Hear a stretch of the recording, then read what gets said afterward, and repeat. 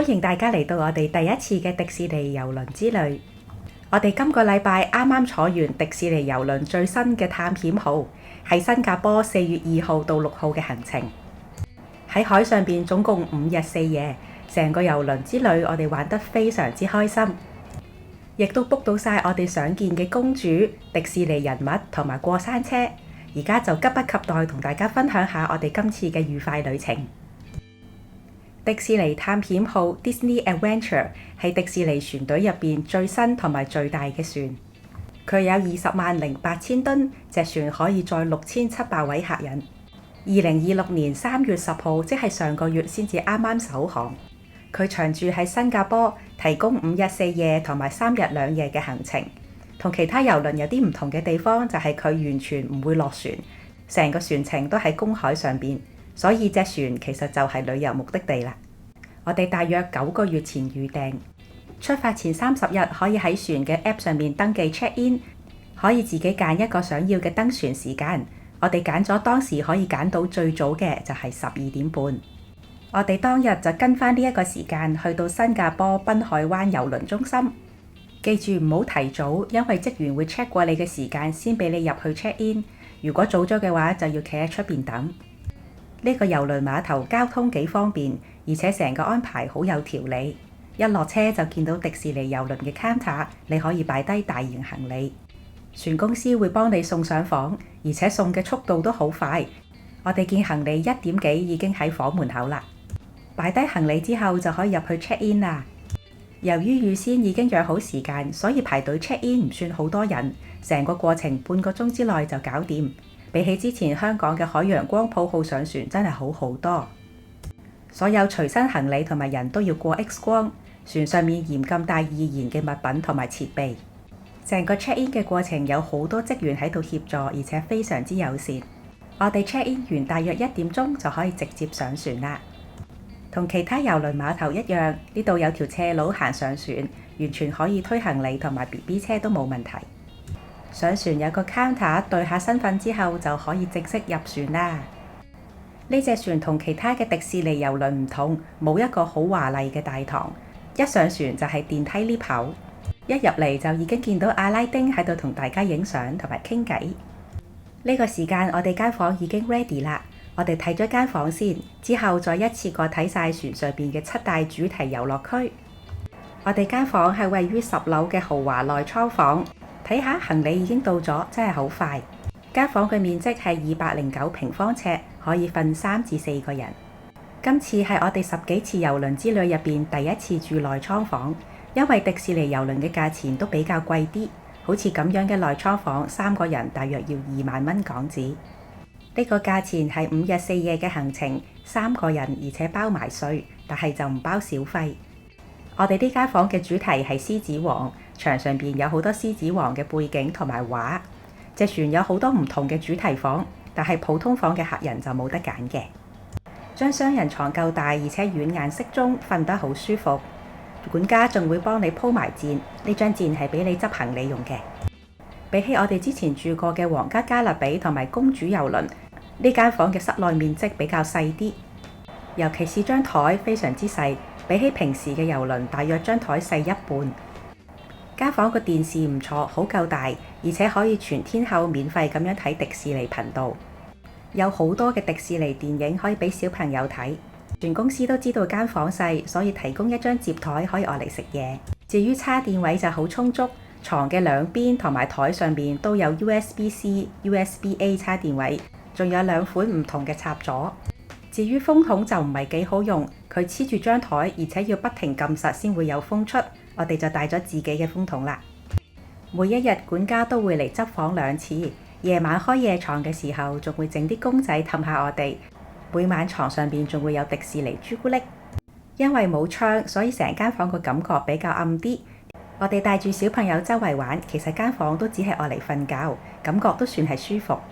所有房都有個隱藏禮遇，就係你可以請管家幫你鋪中意嘅迪士尼公仔床單，數量有限，先到先得。所以我哋一上船見到管家，即刻就要求咗啦。跟住我哋睇下洗手間，呢個亦都係迪士尼郵輪嘅特色，就係佢洗手間會分開2邊，一邊係梳洗同埋沖涼，而座廁同埋洗手盆就喺另外一間房。呢個設計係幾方便一家大細一齊用嘅。洗手間入邊提供番梘、潤膚露、分開嘅洗頭水、護髮素同埋沖涼梘液。不過就冇牙膏、牙刷、浴帽同埋拖鞋。個洗手盆同埋沖涼位嘅空間以郵輪嚟講算係幾大。獨立嘅沖涼位仲有玻璃門可以完全隔開。花灑水力充足，冷熱啱啱好。房入邊有免費嘅毛巾，上邊仲有迪士尼嘅標誌。另一間房有座廁同埋一個好細嘅洗手盆，麻雀雖小，五臟俱全。隻船唔係太多掛衫同埋儲物空間，主要都係呢一個 open 嘅衣櫃。不過以5日4夜嘅行程嚟講都夠用啦。間房提供玻璃杯、水煲、免費嘅茶同埋咖啡。茶葉係 TWG 嘅，不過選擇就唔係好多。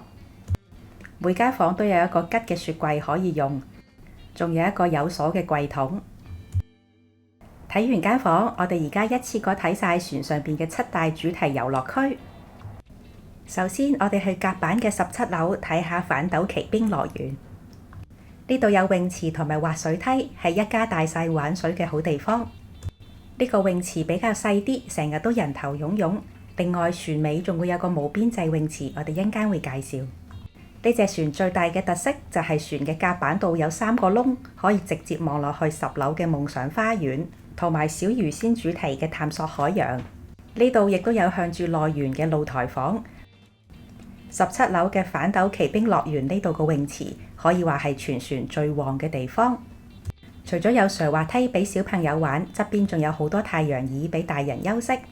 附近仲有免費嘅快餐、嘢飲同埋雪糕。個池幾好，有啲淺水嘅部分可以俾細啲嘅小朋友玩。兩邊亦都有啲按摩池。呢個係啱啱開船嗰時影嘅。開船之後，呢度多人到好似煮餃子嗰啲煲咁啊！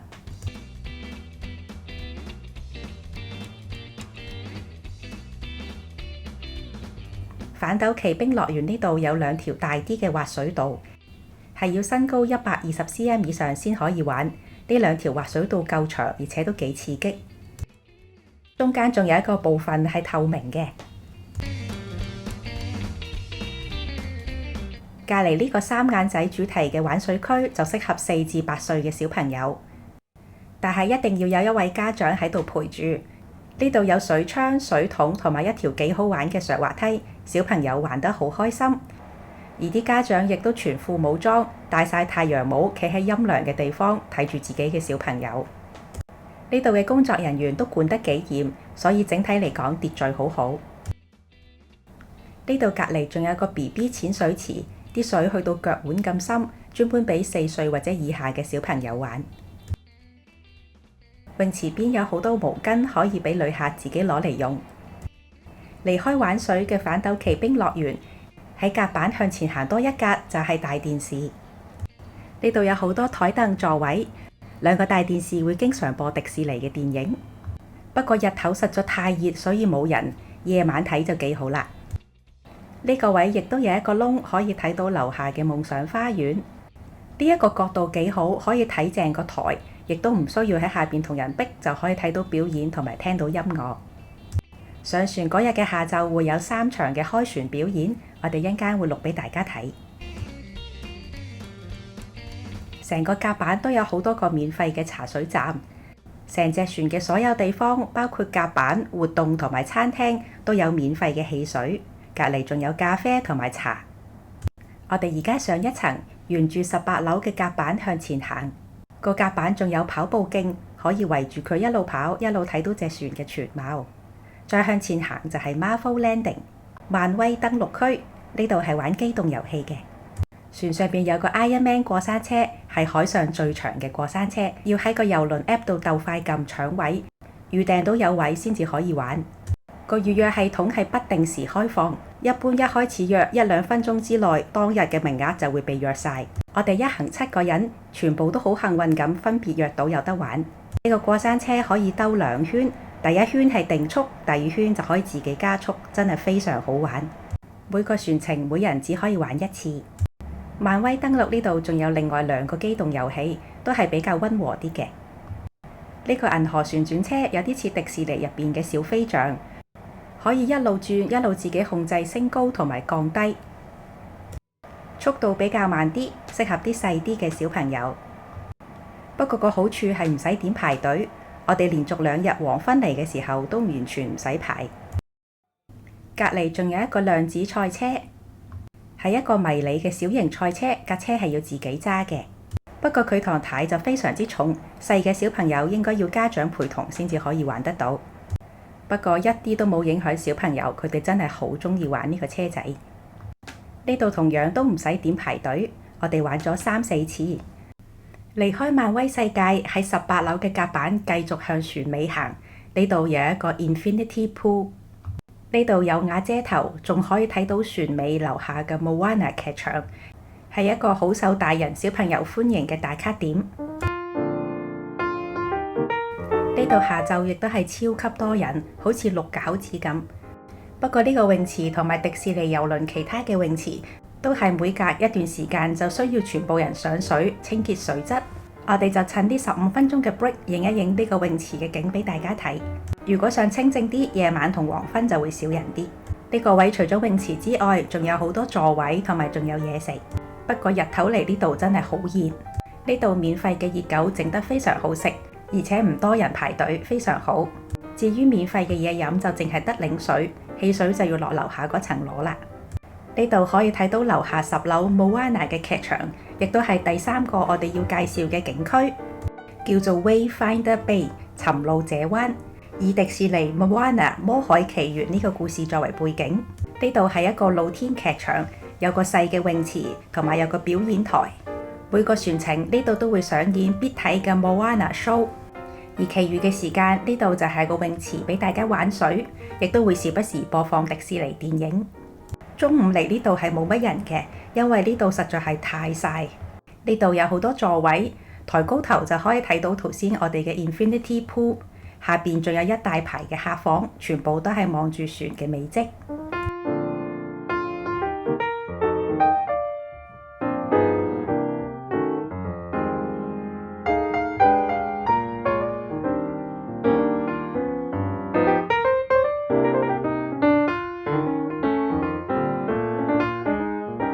呢度仲有按摩池，浸住按摩池喺度睇表演或者電影都幾舒服。每次船程都會有重頭戲 Moana 嘅 show 喺呢度上演，呢個 show 非常之受歡迎，全場座無虛席。未開場之前就要嚟呢度揾定位，如果唔係連場都入唔到。我哋嗰日好好彩，開場前5分鐘嚟，勉強仲入到去，後邊嘅人就已經截晒龍，唯有堆喺外邊等啦。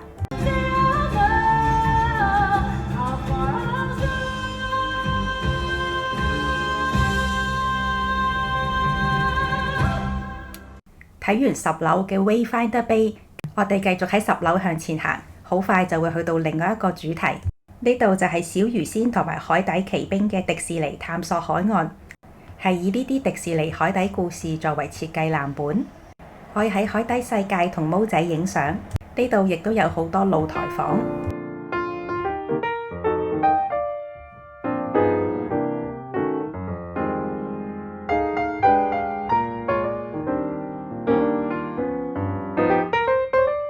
呢度亦都有免費嘅餐廳、汽水補給站、付費嘅烏蘇拉珍珠奶茶鋪，同埋一啲手信店。我哋下一集會完整咁介紹呢個郵輪上面嘅餐飲設施，大家下一次記住留意啦。我哋喺10樓繼續向前行，通過呢個咁靚嘅走廊，我哋就到咗船上邊嘅活動中心夢想花園。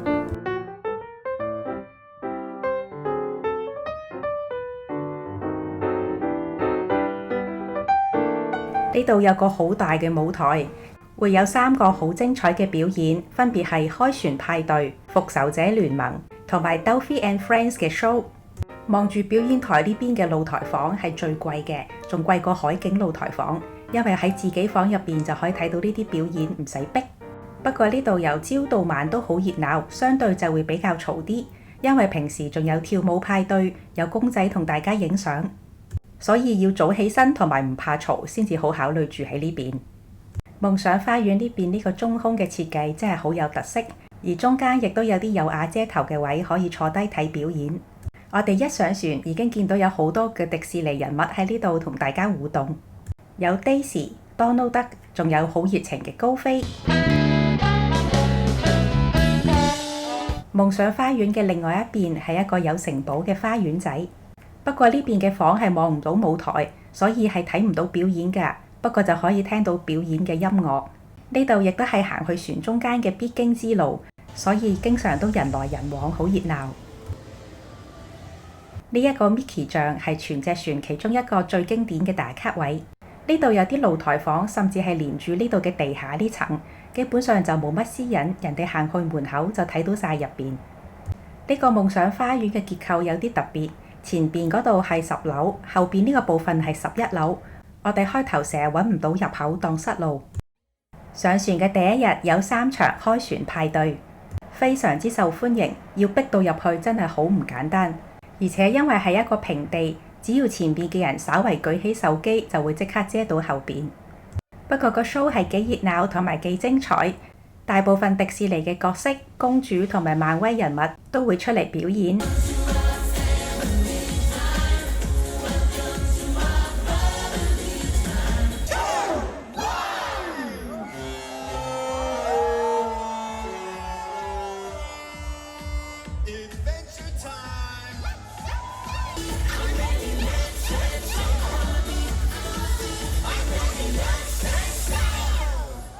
跟住返船入邊，我哋睇多2個室內嘅主題設施。船嘅7至9樓有扶手電梯，呢個好似一個中庭。側邊啲樓梯仲畫咗好多迪士尼嘅卡通背景。呢度有個 Town Square 城鎮廣場，係一個公主作為主題嘅表演場地，有2層高，整得好華麗。下邊仲有好多座位可以坐低睇表演。最大嘅特色就係天花板畫咗各式各樣嘅迪士尼公主同埋人物。呢度每日都會有唔同嘅音樂表演，啲歌都係迪士尼主題，燈光亦都整得好靚。超難 book 嘅 Royal Gathering 公主見面會亦都喺呢度進行，我哋都好開心咁 book 到啊！之後同大家再分享。而家同大家睇埋最後一個主題景區——三藩京市大街。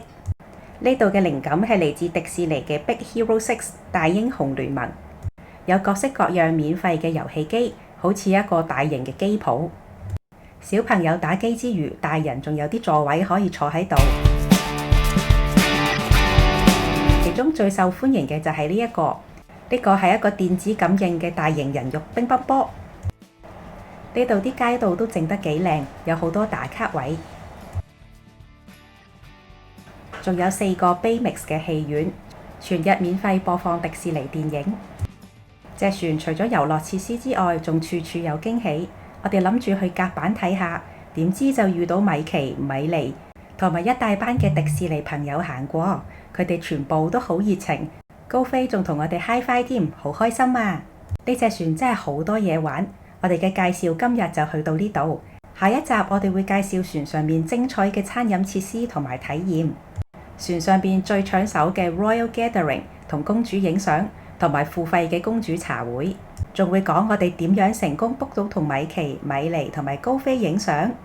我哋一落船就日夜搏命剪片，希望下一個禮拜會有新片俾大家，希望大家多多支持。如果大家鍾意我哋嘅介紹，記住訂閱同埋 like， 亦都可以去我哋嘅 Facebook 同埋 Instagram 交流一下。咁我哋下次見啦，拜拜。